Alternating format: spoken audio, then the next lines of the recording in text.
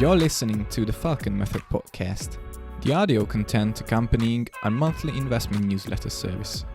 If you're new to the channel, our Falcon team is made up of die-hard value investors who are dedicated to helping you navigate the chaotic stock investment landscape.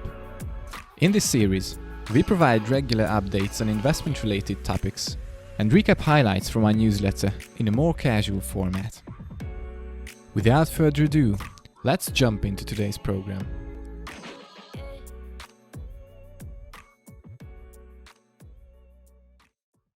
Welcome everyone to our third podcast session. Today is going to be somewhat different than the previous sessions because we're going to have some visual aid for the first time.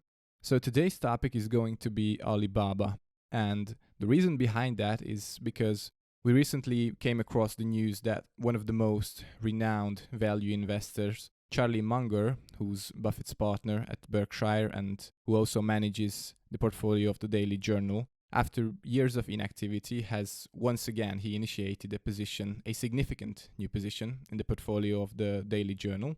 And the new company in question is no other than the Chinese e-commerce juggernaut Alibaba, with a weight of more than 19% in the portfolio.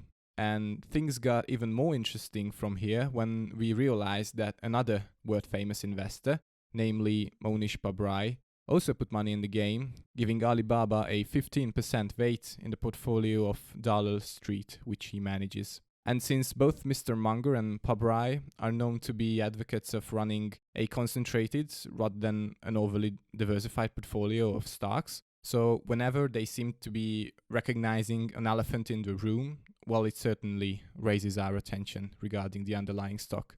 So as a result, we decided to show you our analytical framework while we're researching a stock, and we're going to present the valuation tools we use when deciding whether to pull the trigger on a stock or not. So for starters, a couple of words about the company itself. So Alibaba is the world's largest e-commerce company with a total GMV. GMV is, by the way, gross merchandise value of more than $1 trillion in the past 12 months. By the way, it's 2 times higher than the GMV that Amazon and eBay brought in for the same period, which is quite staggering if you think about it. If you're an European or a US customer or investor, you might have guessed that Amazon is the giant in the e-commerce world, but it turns out that Alibaba is more than 2 times bigger than that. So for us, it was quite a staggering finding. Yeah, so basically what we have to understand is Alibaba operates Taobao, which is China's largest online consumer-to-consumer shopping site, and also Tmall, which is China's biggest business-to-consumer platform for branded goods. So basically, Alibaba is the go-to option in China if you want to buy something online. So the company's position in that aspect is unquestionable. From Alibaba's quite staggering over 1 billion annual active customers globally, over 900 million are based in China. So its international platforms only make up about 5% of its revenue stream. Well, we have to mention that Alibaba is quite actively investing in areas in Southeast Asia to gain more customers outside of China. But as of now, the company is heavily reliant on the Chinese economy and Chinese consumer spending. Now turning over to the segment performance of Alibaba, it's basically it fits into the previous picture that it's almost a pure play e-commerce stock. Yes, as of currently that's true, but the company has lots of interesting growth opportunities outside of the core commerce business. So we're going to touch upon these, but it's worth mentioning.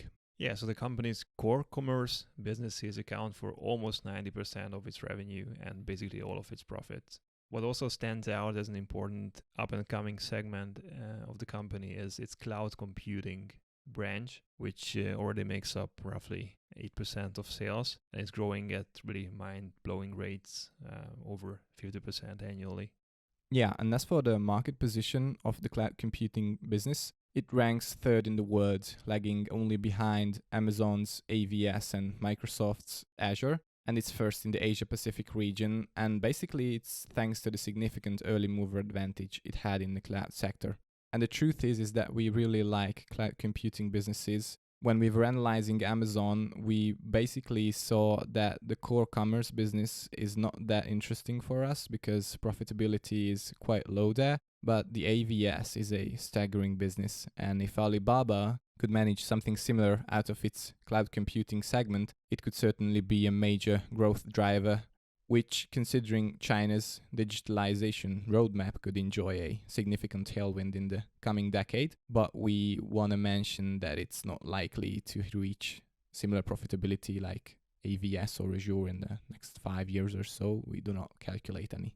Lastly, as a significant ace up its sleeve, Alibaba owns a 33% equity interest in Ant Group, which is the fintech powerhouse behind Alipay, basically dominating the Chinese mobile payment market in a duopoly, we can say, with WeChat Pay.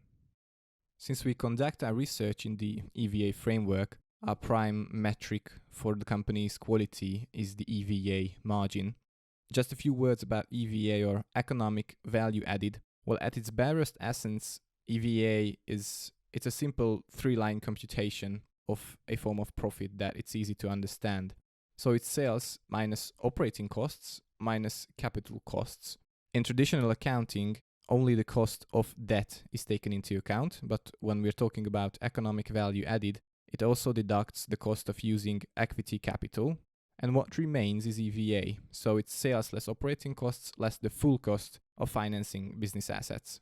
So just as an easy example, if we have a project which can earn a return on capital of 10% and our weighted average cost of capital is 8%, let's say, which includes both the cost of debt and the cost of equity, then since the return on our invested capital is larger than the weighted average cost of capital, this project is going to produce positive economic profits. So if the returns on invested capital are higher than the weighted average cost of capital, it's going to be EVA positive, which we are looking for when we're analyzing firms. And as for a company's competitive position, a 5% EVA margin can be used as an indicator for a good company, whereas we think that the persistence of a 5% plus EVA margin for decades-long horizons makes a company great and thus moaty. If we take a quick glimpse at the chart, that is once again the EVA margin for Alibaba, what you see now on the screen, which is simply the ratio between the EVA and sales. You can see that Alibaba has brought in a performance that is widely surpassing our 5% EVA margin mark over the past decade, hovering well in double-digit territory over this time frame. So general remark to this chart, we are not a huge fan of this volatility when it comes to EVA margins, but in case of Alibaba it can be explained quite simply. It's just caused by a series of investments into key strategic areas by the company, that is building out its logistics footprint, or a series of bolt-on acquisitions to expand its presence in the Southeast Asian region. Exactly, so these major bumps in the EVA margins are not a huge concern for us, as long as we're quite sure that these investments earn a return which is higher than the company's cost of capital, which we are quite confident about. So in the long term, these investments should drive shareholder value. So after analyzing the quantitative side of the story, we always want to make a judgment from a qualitative angle as well regarding the company's competitive advantage. So Alibaba's primary moat source in our view is its rather unparalleled network effect as the leading e-commerce player in China. Since Alibaba has a massive, over 90% penetration rate of the country's roughly 1 billion internet users, the company is able to leverage that vast amount of consumer data generated to provide personalized marketing opportunities for its merchants, who, as we see, increasingly depend on the platform to bolster their online sales. So overall, we believe a wide moat rating seems fully warranted from a qualitative standpoint as well, serving as a downside protection for the company's outstanding EVA margin levels. So after we have made a decision regarding the quality of the business, we are now moving on to our Excel sheet where we do all our valuation work. On the screen you can see the EVA income statement for Alibaba, and the reason why it's interesting for us is because you can also see the 5-year forecast estimates both for sales growth and EVA margins, so we can get an estimation of what economic profit creation the company might be able to achieve in the next 5 years. And as we can see, the compounded annual growth rate in EVA, according to these forecasts, is more than 30%, which is quite staggering. But even if we look at the 5-year or 3-year historical averages, it's kind of similar, somewhat lower. Nevertheless, we try to remain on the conservative side, so we surely will not calculate with growth in the 30% range. As you can see on the screen, we have put together 2 discounted cash flow models. But instead of free cash flow or any other cash flow metric, we are going to use economic value added. And the reason why we use EVA instead of free cash flow in our valuation models is because EVA better matches costs and benefits. So it's somewhat of a superior measure of corporate performance because it spreads the charge for using capital over the periods when the investments are expected to contribute to profit, instead of concentrating the charge for capital in the one period that the investment is made, as cash flow does. So in other words, free cash flow can be negative, caused by excessive capex figures, even if a firm is creating shareholder value. But EVA will show us the underlying truth.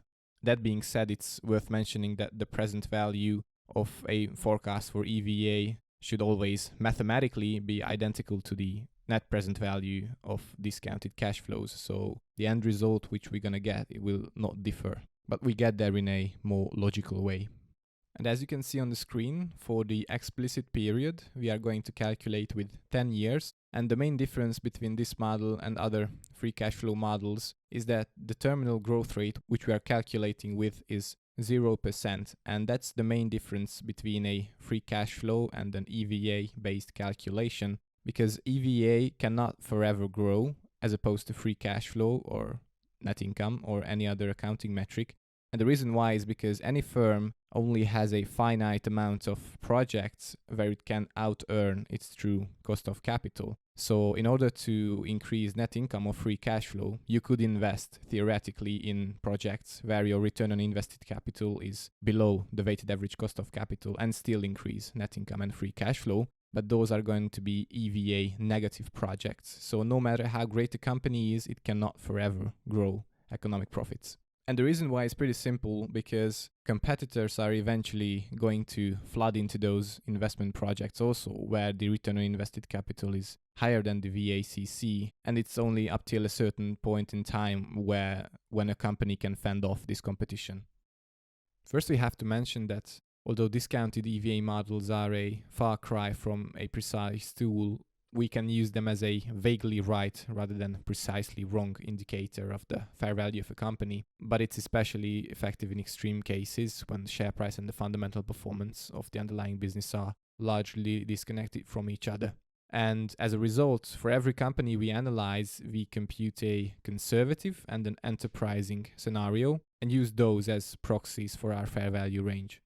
As you can see, as an input, we begin with the starting EVA, which is no other than the trailing 12 months economic value added figures. And the main difference between the two scenarios is the difference in the explicit growth rates in the upcoming 10 years. As we have mentioned before, the 5-year consensus forecast for EVA growth is over 30%. But to remain on the conservative side, we calculate with roughly half of that in the upcoming 5 years, with 15% growth annually and 10% growth in the 5 years after that, and the resulting fair value estimate is roughly $250. In our more enterprising scenario, we're still calculating with a number which is significantly lower than the consensus forecast, simply because we like to be surprised on the upside and not the other way around. So we calculate with 20% growth in the first 5 years and 10% growth in the 5 years after that, and we arrive at a fair value estimate of roughly $300.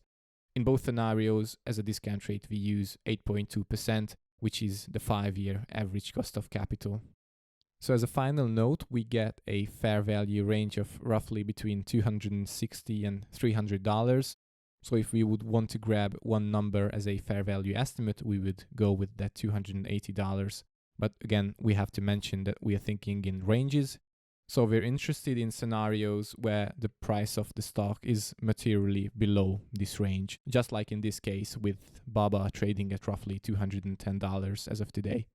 As a next step of our valuation process for Baba, we move on with the so-called reverse growth scenario, because sometimes it can be really useful to reverse engineer the baked-in EVA growth rate from the current share price. as it can give us quite a good indication of the market's expectations regarding the future growth trajectory of the company. And this is especially useful or valuable when we compare it with the historical performance of the company, just to see how realistic or how pessimistic is the growth rate that is baked in today. In this specific case, for Alibaba at the current share price of roughly $210 today, the 10-year baked-in EVA growth rate, which comes as a result of our reverse engineered scenario, stands at roughly 9%, which is extremely low compared to what we have seen in the previous tab in terms of historical performance for EVA growth, which once again points to the direction of undervaluation at today's levels. Coming to the final step of our analysis, what you see now on the screen is our forward-looking realistic total return forecast for Alibaba from today's roughly $210 levels. On the right side of the screen, you can see the breakdown of the total return potential. We basically have 4 different factors, the first one being the fundamental growth in EVA.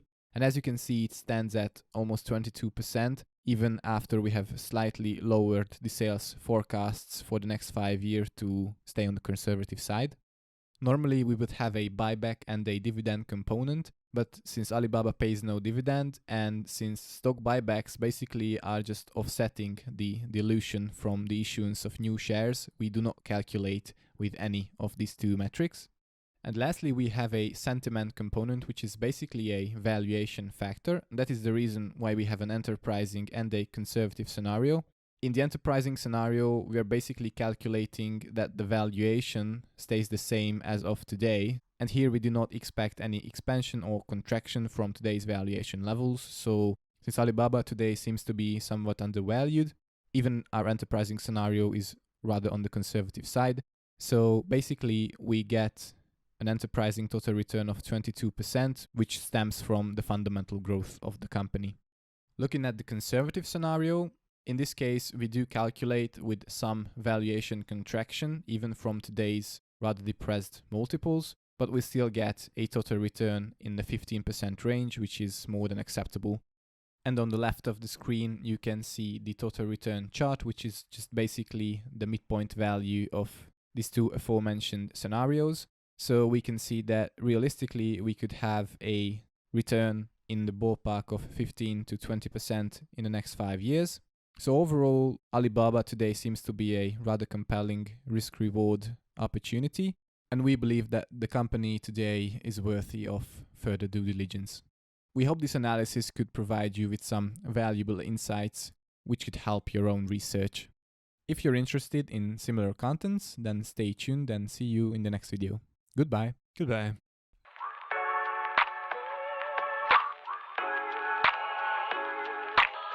Thanks a lot for listening. That concludes the most recent edition of the Falcon Method podcast. If you like this episode, please don't forget to hit the like button and subscribe to our channel to be notified of new releases. For a detailed analysis of our monthly top 10 most attractive stocks, you can start a free trial for our newsletter under the link in the description below and get a $40 discount off the standard annual subscription fee using the code TFMPodcast40. That is TFMPodcast40 at checkout. In the description below, you can find the link to our newsletter as well as our Seeking Alpha author profile. Make sure to check them both. If you have any questions, feel free to contact us via the email address in the description. Thanks again, and see you next time. Please note that this material is intended for educational and entertainment purposes only, and it is not a personal recommendation to buy or sell any stock or to adopt any investment strategy. The value of your investments can rise as well as fall, and there's always a risk of permanent loss of capital. Past performance is not a reliable guide for future performance. The investments referred to may not be suitable for all investors, and you should always seek personal advice from a qualified financial advisor. We can only answer questions of general nature and are unable to provide specific buy or sell recommendations or specific investment advice on an individual basis. In terms of full disclosure, we or a connected party may have an interest in the securities mentioned.